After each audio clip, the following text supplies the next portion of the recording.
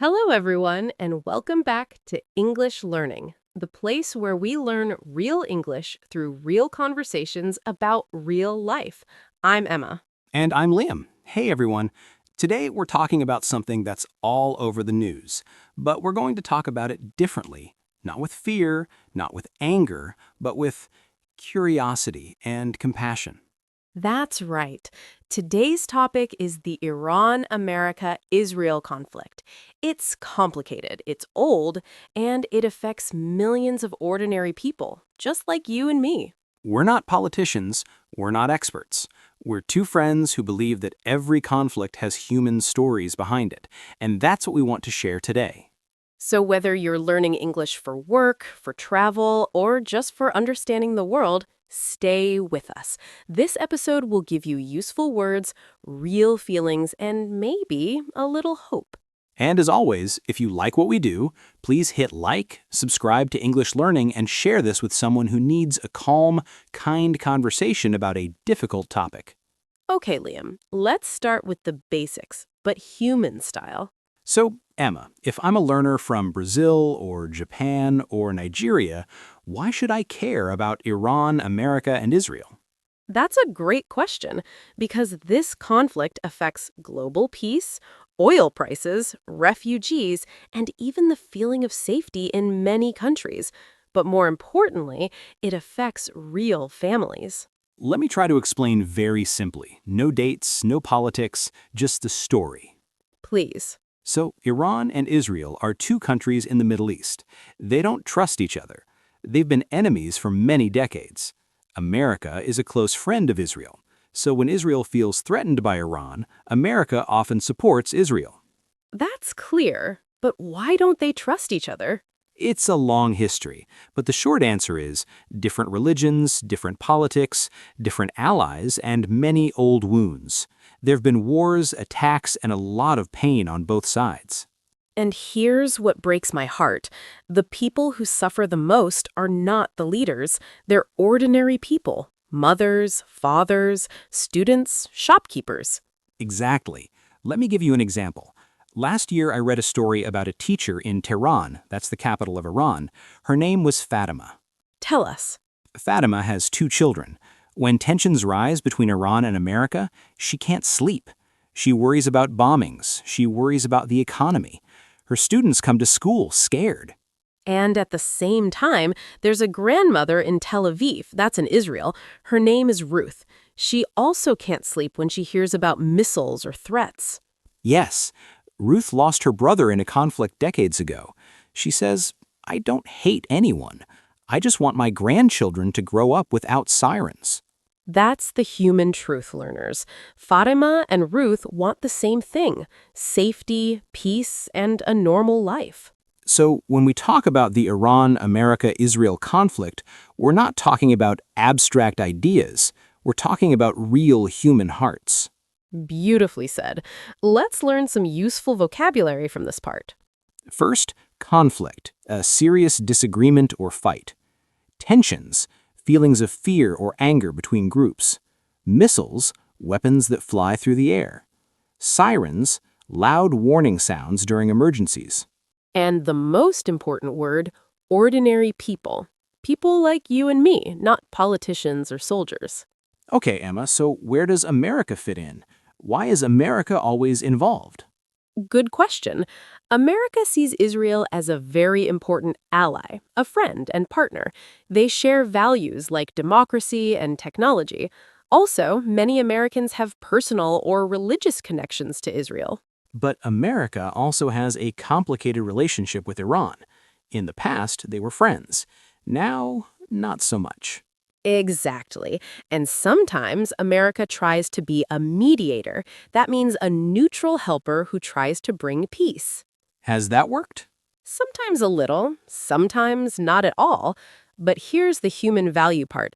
Trying to talk is always better than fighting. I agree. Let me share another human story. A few years ago, an American soldier named Mike was stationed in the Middle East. He was scared of Iranians. He had never met one. What happened? One day, he met an Iranian refugee at a community center. The refugee's name was Ali. Ali had lost his brother in a bombing, Mike had lost a cousin in a different attack. Oh, wow.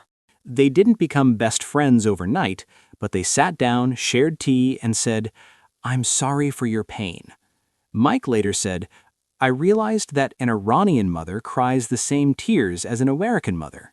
That's powerful. That's the human value of shared humanity.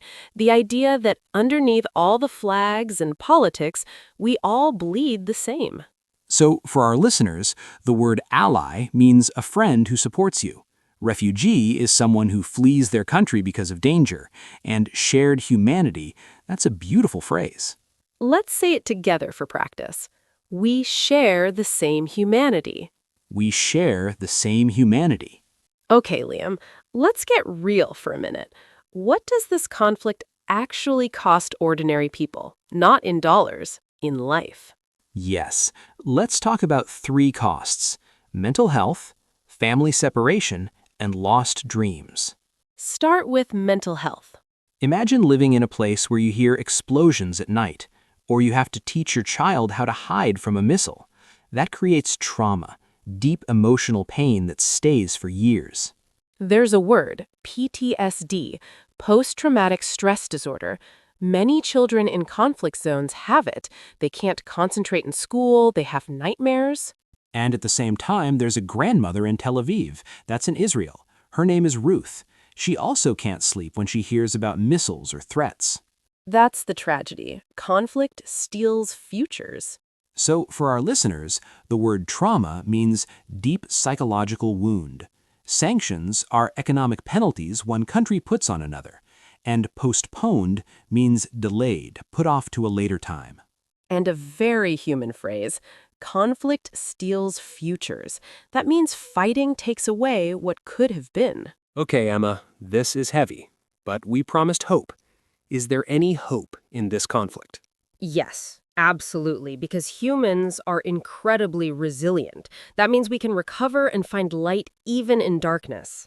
Give me an example. There's an organization called Peace Players that brings Iranian, Israeli, and American teenagers together, not to talk politics, but to play basketball. Basketball. Yes, they learn each other's names, they laugh, they eat together.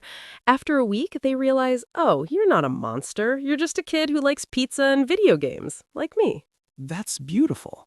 There's also a choir, singers from Iran and Israel who perform together online.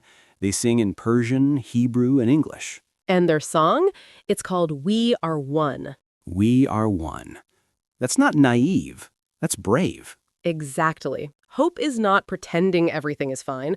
Hope is saying, this is hard, but I will still try to connect. For our learners, the word resilient means able to recover from difficulty. Naive means too simple or unrealistic. Brave means having courage. And the phrase, we are one, it's simple, but it's the heart of human values. So here's our message. No podcast can solve a decades-old conflict, but we can choose to see the human behind the headline. Liam, our listeners might feel sad or powerless. What can an ordinary English learner do? 3 small things. First, learn with empathy. When you read news about Iran, America, or Israel, don't just memorize facts. Ask, how would I feel if I was that mother, that child? Second, avoid hateful comments online. When you practice English on social media, choose words that build bridges, not walls. For example, instead of saying Iran is bad, you can say, I don't know much about Iran. I hope people there are safe. That's a wonderful sentence. And third? Third, share stories of peace. If you find a video of Iranian and Israeli kids playing music together, share it. Positive stories spread too. And for English practice, write a short paragraph. Today I learned about a conflict. I feel sad for the ordinary people. I hope one day they can be friends. That's perfect. You're not changing the world alone, but you're changing your own heart. And that's where peace begins. Let's say a final vocabulary recap. Empathy, feeling with others. Bridge, something that connects. Hateful, full of hate. Peace, calm, safety, no fighting. And a beautiful phrase, peace begins in the heart. Well, Liam, we covered a difficult topic with open hearts. I'm proud of us. Me too, and thank you listeners for staying with us. You didn't run away from a hard conversation. That takes courage. Before we go, our question for the comments. What is one small thing you can do this week to spread peace in your own community? It doesn't have to be about Iran or Israel. It can be saying sorry to a family member, helping a neighbor, listening without judging. We'll read your answers, and we'll keep learning English together, one kind word at a time. If this episode touched you, please like, subscribe, and share. Let's make the world a little softer. Thank you, Liam. Thank you, everyone. Take care of your hearts. Bye-bye. Peace to all. Bye.